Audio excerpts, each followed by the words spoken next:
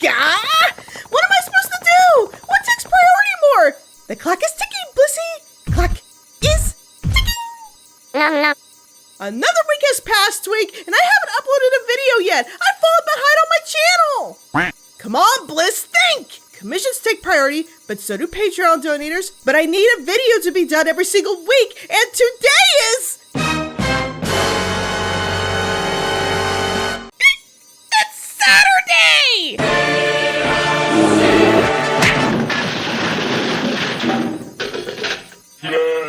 If I don't get something out soon, this could be the worst possible thing!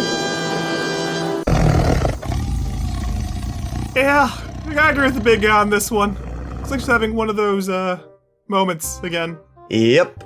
And frankly, I'm not in the mood to sit on her until she calms down. I'd prefer to get the kitchen clean so I can clack out early without having to stay an extra hour just to make sure she doesn't blow up another part of her channel. I'm gonna fail, I don't know what to do. And from the looks of things, she's not far from doing just that. I'm gonna lose my family, I'm gonna lose everything. Alright, What am I gonna do? I'll grab another friend for her. See if that doesn't calm her down. Just a small friend, though. I can only handle so much ranting and raving in a day. Failing. A few moments later. And I am being pushed into the land of sunshine, lollipops, and rainbows against my will by the Halloween bug because... why again? Bliss is broken, me and Sola have other duties in her channel. Please fix her while we sort those out. Besides, she said she wanted to do something special for her video. Tag, you're it! What am I, the alicorn mechanic? Fine. Alright, Skittercorn. Fits the do. What's up, hon? Convention fears? Ingrown wing feather? Someone touched your minigun? It wasn't me, I swear! Maddie, you gotta help me! I've fallen so far behind! If I don't get a video out literally today before midnight, I'll miss my deadline again! Video hoodoo, buddy? Deadline! If I don't get the video out, I'll be late! I'll let my fans down, they'll lose interest in my channel, and not be entertaining to others anymore. My artwork will no longer be sought out, and my business will fail, and if my business fails, then I won't be able to keep Chuggle and Solar on board! Wait, they're on a payroll? Huh, what's the going rate? And if that happens, I won't be able to work on the TF2 project! Blissy. And if that happens, I might lose my connections with all of you, and if that happens... Bliss! You're being ridiculous. Do you honestly think if a video is late, you'd lose your connections with your friends? You're being daft. Seriously, I miss my deadlines on videos all the time. It's no big deal. What? A big deal? Not a big deal! And it was here, when Maddie knew, she royally screwed up. Everything is right on me making a video for my channel this week! I can't just skip so many times over! People will start to think I'm lazy, or I can't handle the workload! People will start to judge me and think I'm not worth watching anymore, I'm not entertaining enough, I'm not useful enough! Blissy, my hat's not waterproof, you know. I'll never be able to work on things I love ever again. I won't be able to work the future projects I know and love. My artwork will be forgotten and boring to those who used to like it. I'll not be able to earn a living anymore in what I do. I will have failed all of my viewers at the following. They were counting on me to provide them with entertainment and I failed them. I'll be replaced. I'll lose my talent and business. I'll lose everything I love. Worst of all, I'll lose all of you. Let's snap out of it or so help me, you're gonna get a Glasgow kiss, and trust me, no one wants one of those. It's all over! It's all over! I failed them! I failed you! I failed all my friends! I'm a failure! Lightning, Fire, Tail, Marshmallow, Bliss.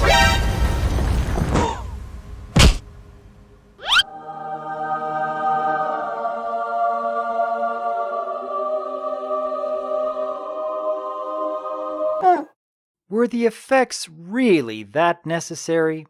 Dramatic effects are always necessary. All that's missing is a giant glowing fan. Yeah, there was a delay in shipping. Plus, it helps get the point across in this script. I'm just following what she wrote. Didn't I say bring a small friend? Maddie is small.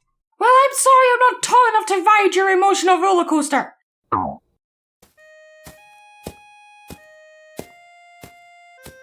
Blissy, what is troubling you this day?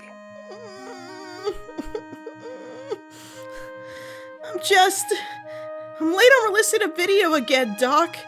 And I've been releasing review videos lately because it's been preoccupied with other things. It's not that I've been lazy or anything, it's just there have been other priorities coming up. Other projects I'm waiting on. Commissions, Patreon rewards, conventions I'm going to. But I've not released an MLP review in a long time. Let alone a video every single week on time.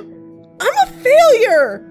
I think a My Little Pony episode review might just be the thing you need here, Blissy. What say you, Maddie? Just what the doctor ordered. Wink.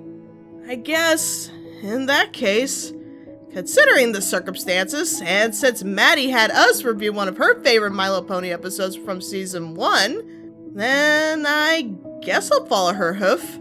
And once again, I seem to be along for the ride. Wait, so your mental breakdown was just an opening skit to... Reviewing My Little Pony, my favorite Twilight episode, Lesson 0. Come on, let's go, a place we all know. We all welcome you to the Lightning Bliss Show. Come on, let's go, a place we all know. We all welcome you to the Lightning Bliss Show.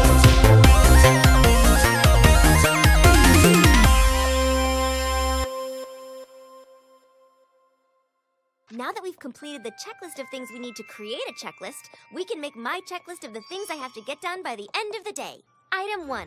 Create checklist of the things I have to accomplish by the end of the day.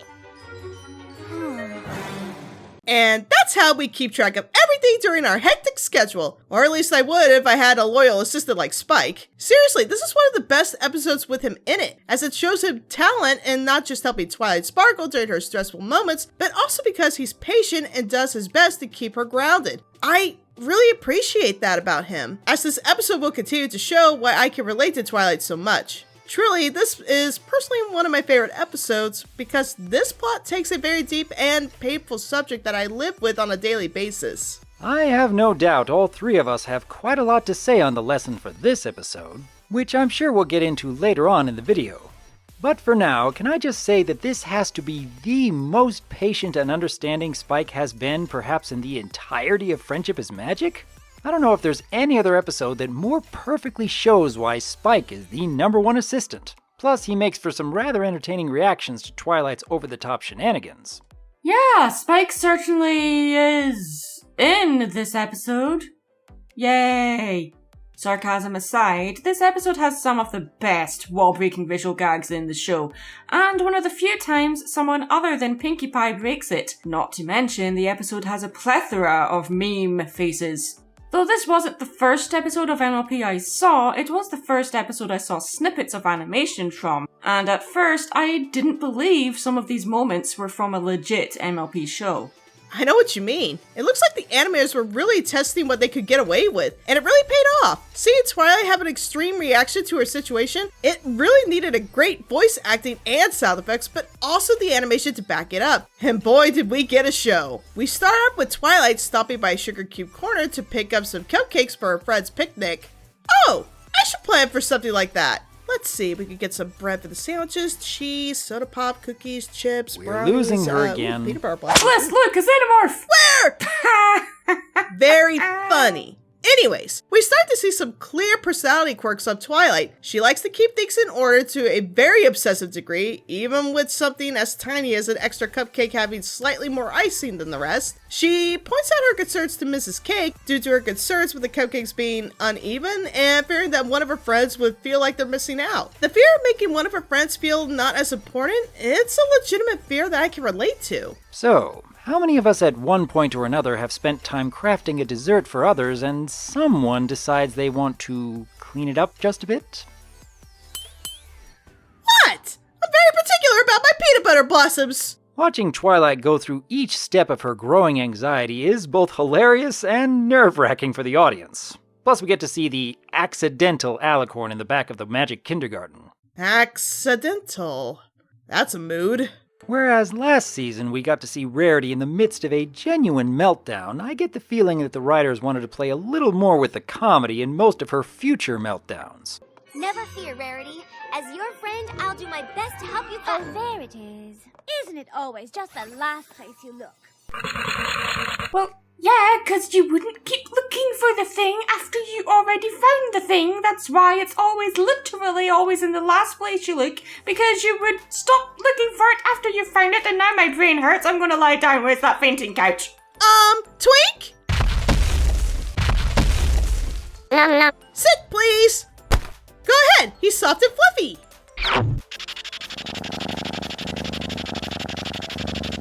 You can be part of the Hat Club.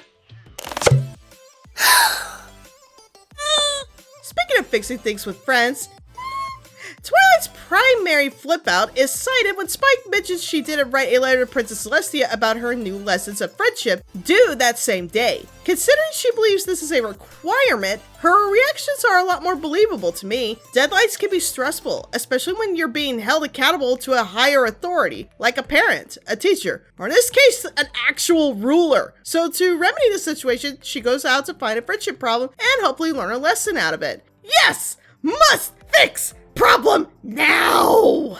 Here, have a hammer. Hammers fix everything. Dash going all Rainbow Nuke on Applejack's barn?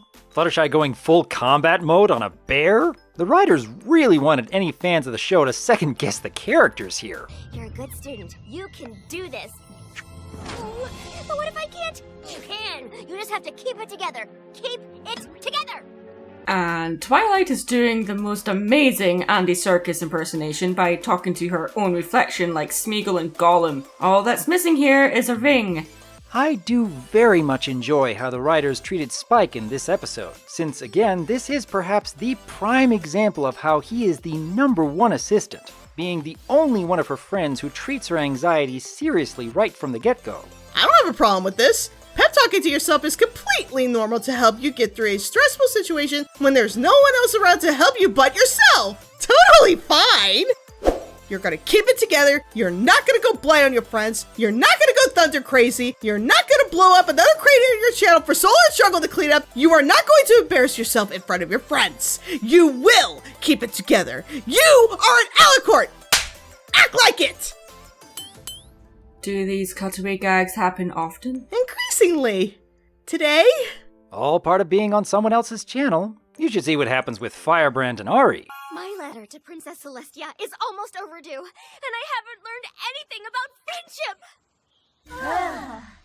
Oh, thank goodness. I thought something really awful had happened. If I don't turn in the letter on time, I'll be tardy! No offense, Sugar Cube, but it looks like some ponies getting themselves all worked up over nothing. Come on now. Have a seat and stop sweating the small stuff. Not a big deal. Not a big deal? Not a big deal? Oh dear. Wow, so unequivocally monochrome.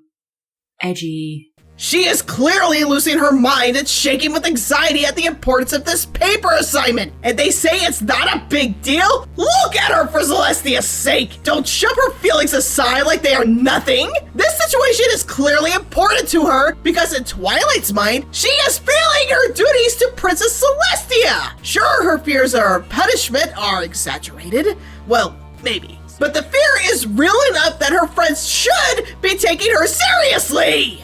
Okay, maybe I should be a soundboard here. It's important not to diminish your friend's problems, regardless of whether or not it is a big deal to you. Twilight coming to her friends to vent her problems shows she trusts them and feels safe to be vulnerable around them. So, to see them dismiss her problems like it's nothing is actually more hurtful than they realize.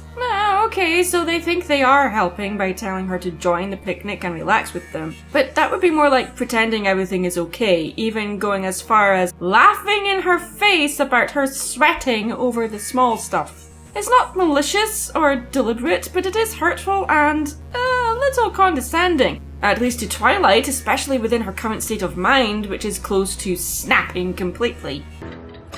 Clock is ticking, Twilight. Clock is ticking. The facial expressions and messy mane are on spot here. The animators really had a fun time with this section. It's full of memorable moments. The slow fall into madness and desperation till finally one concedes to a last-ditch effort of fixing the problem to avoid the ultimate worst-case scenario. I relate to this far too much, knowing how scary it can be when we allow our minds to wander with the worst-case outcomes. It is so dreadful that we're willing to do anything it takes because the outcome is justified to avoid such punishments.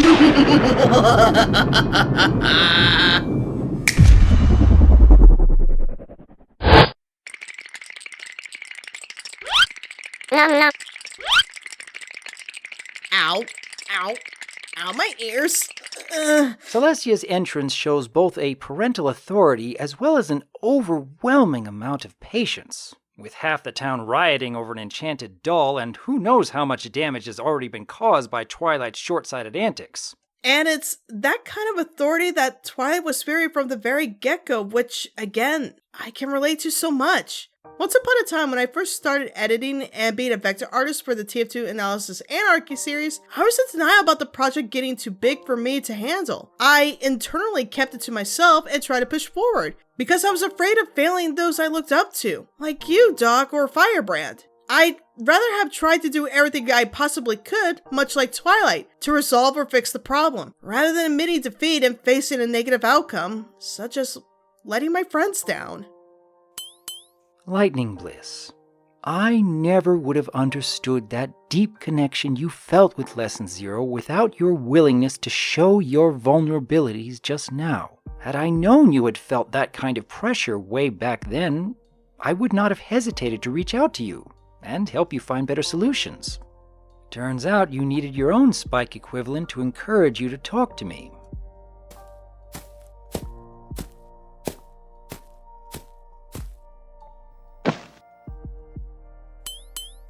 I live here now. Okay, I can come back later.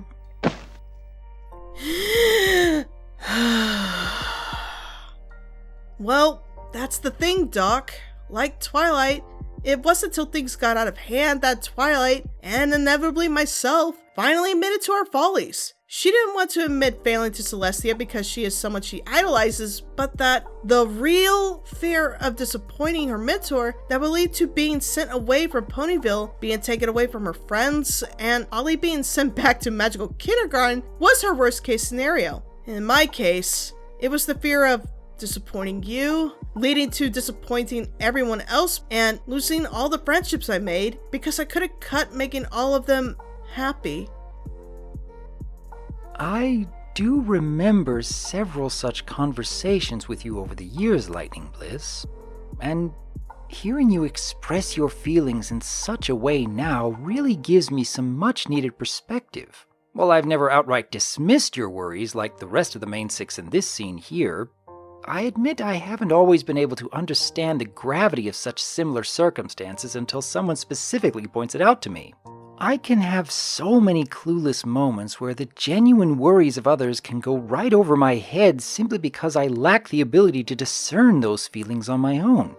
I sincerely do appreciate when you are willing to open yourself up to being vulnerable in this way, particularly when you really do need help, Lightning. And much like the ending scene in Lesson Zero, going forward, both you and your friends are able to better empathize and understand your burdens while also being able to step up and provide that helping hand. It actually does show how much your friends mean to you when you have these worries. Though at the same time, being vulnerable in front of your friends is not an easy thing to do. You worry that they won't understand, or they'll even diminish your problems, just like I did earlier. Oh, Bliss, I'm sorry. I know how much your channel means to you and how hard you work on your videos. Missing a deadline is a big deal. I just wanted you to relax and not fret about it. Sometimes communicating with your friends about your problems is just as hard as listening. And I need to learn to listen and understand that you stress because you care. Yeah, I guess that's true. And it's probably the real reason behind why I love and relate to this episode so much. While I did enjoy the lesson of friends needing to learn not to be so quick to dismiss their friends when they are showing concerns or fears, but it's actually teaching me to communicate earlier on when there's a problem with my friends to hopefully not get too emotional and blow up at the wrong place at the wrong time. It's one of the reasons that Lesson 0 stands out even after all these years. While the more comedic bits are certainly more memorable, this story does go the extra mile by showing not only a character who becomes overwhelmed with self-doubt and learns to be more open about her worries, but also how her friends learn a lesson about showing care even when the situation doesn't seem all that important at first glance. A lesser series would have simply stuck with that first lesson, but I can always appreciate when My Little Pony decides to treat the audience with a more complicated narrative while also keeping it straightforward enough to keep the younger fans engaged. Lesson 0 was one of the first episodes that drew me to the show. From an artistic standpoint, the facial expressions and the staging alone was more than enough to keep me hooked. Though it does go for a more comedic spin when it comes to Twilight's stress, the episode does manage to successfully communicate the reason behind her stress. And at this point in the show, Celestia is still mysterious enough for her to be a little intimidating to the audience, so we relate to Twilight more than we would if this happened in a later season. For me, not only did this episode convince me to stick around for Generation 4, or even making Twilight my favorite pony, but just how well the writers were able to make me relate on a personal level with the characters and the story. Talking about deep emotional stresses and anxiety through Twilight's exaggerated imagination of worst case scenarios is something I too have done and sometimes still do on a regular basis. I love how the lesson can still put a lot of impact on not just teaching our friends how to better listen to their other friends when they need help, but also to remind us that, hey, it's okay to take a deep breath and talk to your friends when you're concerned or worried about something. It's okay to open up and trust those you care about, knowing they likely want the same for you too. So, I guess maybe next time if I'm feeling a bit overwhelmed, I should try to talk it out more with friends and loved ones before it gets too blighty in here.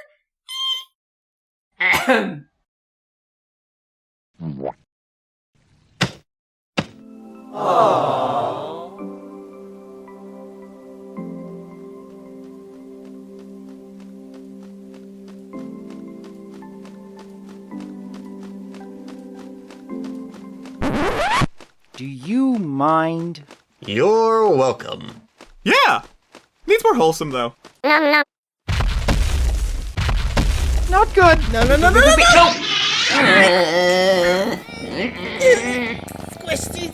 Squished. Perfect. Cut. That's a wrap.